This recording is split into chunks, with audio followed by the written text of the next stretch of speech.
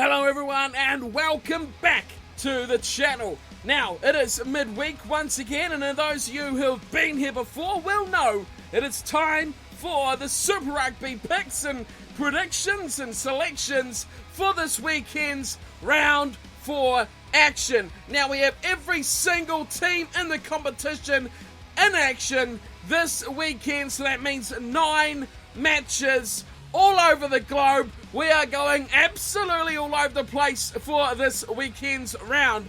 Now, we have a lot to get through, so we're going to stick straight into it, give my views as always on each and every game, my score prediction, my reasons for that as well, and then we can have a look back after the weekend like we always do, and see how we get on. For those of you who are new around the channel, welcome along. Now we're going to kick things off here, and we'll start off with match number 1 of the opening round of round 4.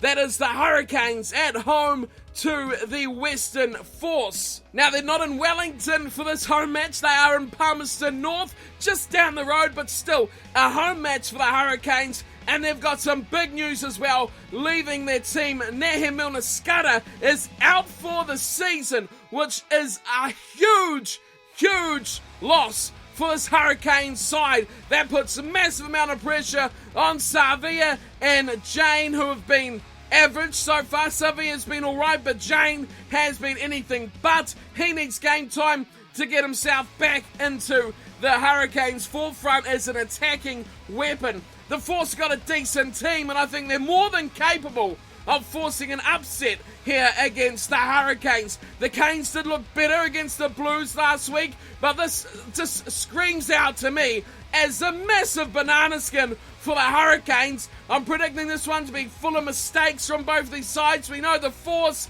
aren't the most fluid team of all. They'll make mistakes, but they have that capability. We know they're there. Nehe Milner-Skudder, he was amazing last week against the Blues. He was their only real attacking threat they had, and I think without him, they're going to lose a lot. Can they find that attacking ability elsewhere in this Hurricanes team? That's the question. If they can't, I expect the Force could well upset the apple cart. Now, my prediction for this one is going to be 22-18 to the home team, the Hurricanes, to win it. Now, I think they're going to struggle. I think both sides are going to make all the mistakes in the world. They're going to inch and claw and scrap their way, but it's going to be a messy and very unconvincing win for the Hurricanes, but a win nonetheless against the Force, who I think are looked a lot better than they have in recent seasons. Okay, match number 2 of the weekend. This is a big one as well. The Waratahs at home against the Highlanders. Now, this is a replay of the semi-final from 2015. So we're having replays of last year's matches all over the place, and amazing matches they were last year. Can they live up to the hype in 2016? That is the question.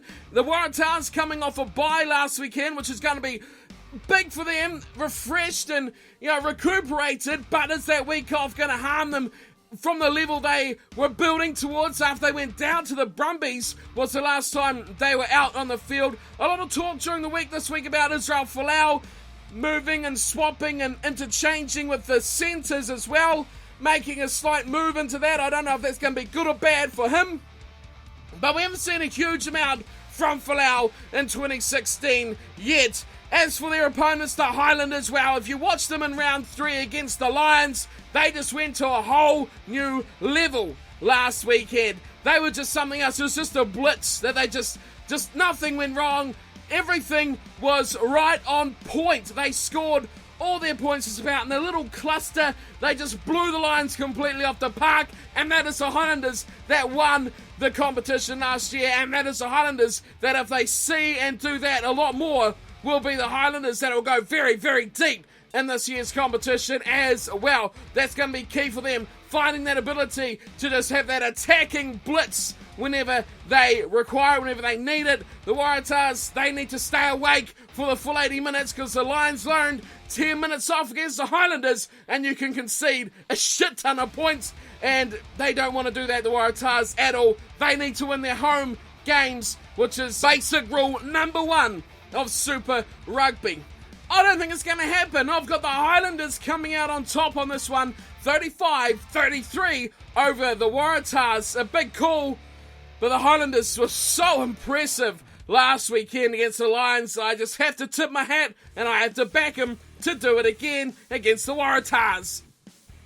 All right, if you thought that was a crushing match between two heavyweights of the competition who have looked decent enough early on, how about this one to fill your weekend? It is the Bulls at home to the Sharks. Now, this one is massive. The Bulls coming off the bye last weekend as well. So 4 teams, remember, on a bye last weekend that are all coming back this weekend. Now, the Bulls, I think, are a team that is more inclined to attack, but the Sharks, as we've seen from them in the opening weekends, they defend extremely well, and then when they feel the time is right, when they've worn down their opponent and the game is getting late into the second half, they really do come out and attack a lot more.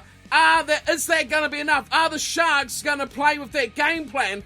That's going to be interesting. Will their defense keep out the Bulls, who, like I said, are more inclined to attack, more inclined to chance their arm? Will the Sharks do the same from a lot earlier position is a big question. The Sharks are good enough on defence, as we've seen as they diffused the Stormers last weekend, and the Stormers have a pretty good attack, but they have to remember they need to attack themselves. Their defence is their key. Their attack definitely needs work. There's 2 men that are going to be key for the Sharks in this matchup, as they have been this season, and they both go by the name of Peterson. JP and Joe, they are key for the Sharks once again. The Bulls, well, they also have Jesse Creel back on the field this weekend as well, which is a huge addition. The Springbok centre is going to give them direct attacking lines to the middle of the park, and that's what they'll need against this very good Sharks defence. The Bulls could really be in it for a chance, but my pick is the Sharks 29-15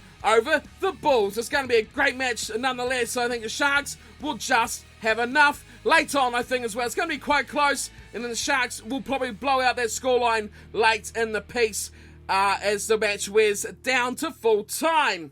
All right, game number 4 of the round, and we're off to see the Sunwolves again. The Sunwolves team is pure excitement. If last weekend wasn't the golden chance for them to get their first victory, this has to have a big red circle around it by the coaching staff, Mark Hammett and co. They have to look at this one this weekend and say, Rebels, we have to beat them. This is a benchmark now for the Sunwolves. We've seen them tip teams so close. I mean, the Cheetahs last weekend, how did they lose that? I mean, they should never have lost that match. They need to really target this Rebels game and destroy them. They need to make a statement. It's their big chance, and they have to take it. They'll still be smarting so badly from that choke last weekend against the Cheetahs. Now, the Rebels, on the other hand, I think they look quite good so far this season until last weekend against the Reds. Now, both of those sides were absolutely dreadful. The Reds looked horrible. The Rebels looked pretty bad after that first 15 minutes where they were amazing. They kind of just adapted to the opposition and played a similar game, which is a bit concerning because they really should have blown those Reds off the park. So they need to step their game up again, or I think the Sunwolves will take them out. Now the Sunwolves, as I said, they have to win this one. They don't have a choice. They have to win this one, or they have... there's a big threat, that this could go down as a mistake to include them in the competition. They need to now win matches. They've proven they're competitive, but competitive doesn't get you anywhere in this competition. You need wins, and they need a win here this weekend against the Rebels. I've got the Sunwolves doing it as well. 19-10 over the Rebels. They'll get it done, the Sunwolves. Alrighty, next match up. We're back in New Zealand, and it's the Crusaders up against the Travelling Kings. Now, what can you say about the Kings? Not much, in fact, really. I don't have much to say at all about the Kings. As for the Crusaders, they were a team, one of the 4, having a bye last weekend, so they are back. But the thing with the Crusaders here is they need to find their attacking mojo. They are a team that, when they're not quite on song, go side to side to side to side to side. In possession, they don't lose the ball, but they just don't have that penetration that pushes them forward over the gain line. I think they'll have no worries doing this against the Kings, who have shown that they're not really up to the standard. but they need to really push on here. They need to hammer the Kings. They need to attack, go forward, not rely on Nadolo so much, but obviously he's a huge part of their attack, but they need to find other areas to penetrate, other areas to be a threat against teams later in the competition. Credit goes to the Kings last weekend. They got some points versus the Chiefs, but they were still well and truly miles away off the pace of the Chiefs, and that's what they need to lift up. I see they're going to struggle most of the season. If they can even get some wins, maybe later on will be some interesting matches for the Kings, but I don't think this is going to be one of them. I'm picking the home team, the Crusaders, to absolutely wipe the floor with them and take a 47-18 point win. I think even that 18 is probably being a bit too kind to the Kings, but the Crusaders may well fall asleep late on with a big lead and let the Kings get a couple of nice tasty tries right at the end. So next match of the round is the Battle of the Colours. It is the Reds versus the Blues. Now this is interesting, not only just for that battle of the two colours, but two teams who, well, one looked impressive in round one and has fallen away as the competition's gone on. The Reds have looked dreadful up until last weekend, where they looked to get a bit of guts, they looked to get a bit of heart, and they played a bit better than they had in previous weeks. Now the Reds, they showed some fight in that match against the Rebels, but again, the standard of rugby is still way off the Super Rugby level that they need to be at. That's what they need to raise to. It's going to take a long time for this team to get up there, especially this season. All the dramas, the coaching staff, and, you know, all that crap. They need to brush it away. They need to get up to the level. The Blues, it's a team they can beat. It's a team that often beats themselves before they even get onto their opponent. But I think this season, Umaga has got the Blues operating a little bit better. They're not the top draw side that they have been in previous years, but they're good enough, I think, for a decent mid-table side. Should be far too good for the Reds, and I'm picking a 33-11 win for the Blues over the Reds. Back to South Africa now, and we have a big match, a massive match between the Lions and the Cheetahs. Man, this weekend is full of cracking matches. I mean, Waratahs, Highlanders, Bulls, Sharks, Reds and Blues.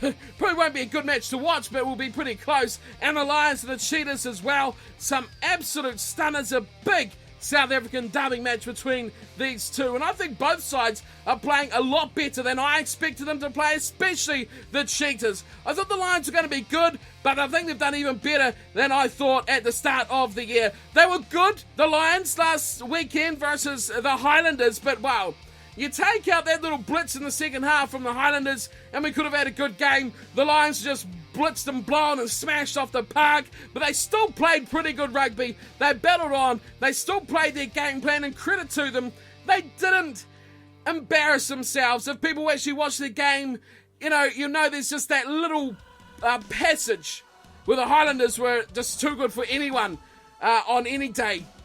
That no one was stopping that little play from the Highlanders. The Lions are good for the rest of the match, and they did themselves no ashamed at all, and they still played a pretty good match. Now the Cheetahs are showing me one thing this season, and one thing only: they know how to win. Now that's key. You don't need to know much else as long as you know how to win a match. I mean, look at last weekend against the Sunwolves. They had no right to win that game, but come the end, without trailing by 6 points, they knew what to do. They didn't rush, they didn't fret, they didn't get scared, they didn't choke, they didn't get nervous. They stayed on track.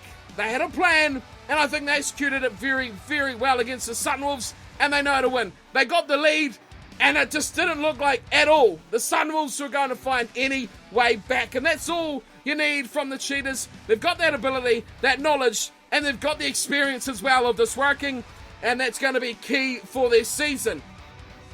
Despite saying all that, I've still got the Lions to tip this one 24-18 over the Cheetahs. Alright, 2 games to go here. Our second to last penultimate match is the Stormers at home to the Brumbies. Now the Stormers and the Brumbies last weekend showed us something different, something that we hadn't seen from them yet, and it's probably something that we didn't really want to see from them. The Stormers, again, have been quite a defensive side, but we saw that they didn't have that killer instinct at the end to get that, that nitty-gritty, that bang that they really needed against the Sharks. But this is a big game. This is a massive, massive clash. On paper, these two have amazing sides, and they should have a very, very tense and tight battle out there on the field. As we're talking about the Stormers being quite poor in the latter stage against the Sharks, where they really let them steal that win right at the end of some fantastic play, the Brumbies were even worse against the Force, a game they should have had done and dusted and finished after half an hour, really dragged on all the way to the last 10 minutes of the match. They are still one of the better looking sides, and they did show that even when they're playing badly, they know how to get the win, just like the Cheetahs, but they need to really step up and get back to where they were in those first couple of rounds. The Stormers, they're good enough to win this game. They showed that they can battle hard and they can battle dirty against the Sharks like they did last weekend, but it's their defence is good enough. We know the Stormers' defence will be good. The Brumbies, on the other hand, are a very attacking side, which is going to be a good battle between those two teams to see whether the defence of the Stormers wins or it is the attack of the Brumbies, which is going to be really interesting between these two matchups. The Sharks' defence was a bit too good for the Stormers last weekend, but I'll be interested to see if the Brumbies' defence is up to that level, which I don't think it is. It'll be their attack that'll be their big danger. Now for this one, I have the Brumbies, the visitors, going to the Stormers' home and stealing the bread and taking a 23-13 win over the Stormers. I don't think there's going to be too many tries, a lot of kicks I'd imagine, and the Brumbies, we know they got Christian Lealiafano as well, who is an absolute ace with the boot. It's going to be a good match, it's going to be an exciting match, probably won't be the high-paced game, lots of tries and breaks that would probably like to watch, but I think it's going to be a real battle between one of the better South African sides and by far the best Australian side in the competition so far. Final match now, one to go. It is the Jaguares up against the Chiefs. Now, this is, I think, their first game at home as well for the Jaguars, which is huge for them to finally be home. They were on a bye last weekend as well, so they're back coming into this competition fresh off some resting time. The Chiefs, on the other hand, well, they're a team that really needs a bye. They are absolutely smashed down with injuries. They've got massive problems just fielding a team almost. They've got a ward full of players back home at the hospital. So it's a massive opportunity here for the Jaguars to get the win. This is what they need. They were great in their opening round. Probably should have done a lot easier than they did. Struggled in their second match with the loss one. Again, it was their discipline that let them down. That's going to be the key here. The Chiefs not getting injured, they need to rely on the key men, like we've seen Damian McKenzie, possibly the form man in New Zealand rugby at the moment. The Crudens need to step up as well. The Karabalos, the Webbers, the scrum halves are an exceptional point of difference for the Chiefs as well, but they need to get it out there in the backs. Charlie Ngatai, James Lowe as well will be key for the Chiefs, and they need to keep them fit. As for the Jaguars, they've got players all over the park that can do the damage. They just need to find them. They need to keep the discipline intact. No yellow cards from the Jaguars this week, please. No yellow cards from the Jaguars, please. That's my only request, and I think we'll have a great match between these two sides. In fact, if there's no yellow cards for the Jaguars, I've got them coming out on top here, 33-29 over the Chiefs. Now the Chiefs, I know, were so good against the Kings last week, but I just think the Jaguars are something else. I really like this team, and I really think if they sort out their discipline, they've had 2 weeks now where they've had to sort that out mentally. I'm sure it's got to be up there, getting into the pace of the game. They're good enough. There's no question about ability. They just need to transfer it to the field, and I've got them doing it against the Chiefs, who are on the second leg of their road trip as well, and who knows what the Chiefs can pull out. They're good enough to win the Chiefs, but I'm tipping the Jaguars by a whisker. Alrighty, that is us done and dusted here. 9 matches, all complete. All with picks, all with reasons why I think it's going to happen. As always, you guys are all very much welcome to leave your thoughts on who you think is going to win, or just leave me your picks. As you know, if you've returning to the channel, I do a review of the weekend's action on early week, Sunday, Monday, sometime, with how my picks went, and I do give myself a points-based system as well, based on my picks getting the winning team and how close my score was to the actual scoreline as well. So if you want to beat me, get your picks in for the matches, 9 games. I'll leave them in the description. You can just copy-paste if you like and put your score down on who you think is going to win and by how much. And the scoreline, of course, obviously is a good start as well. And I'll put them through, and whoever gets closest, once again, we'll get a special mention, how many points they get, and if they beat me as well, which is the whole point, isn't it? The whole point is to beat me. So that wraps me up for today. Thanks everyone for tuning and watching. Hope you enjoyed. As always, leave your picks, leave your thoughts in the comments below, and I'll see you all next time for more rugby content coming your way. Until then, take care.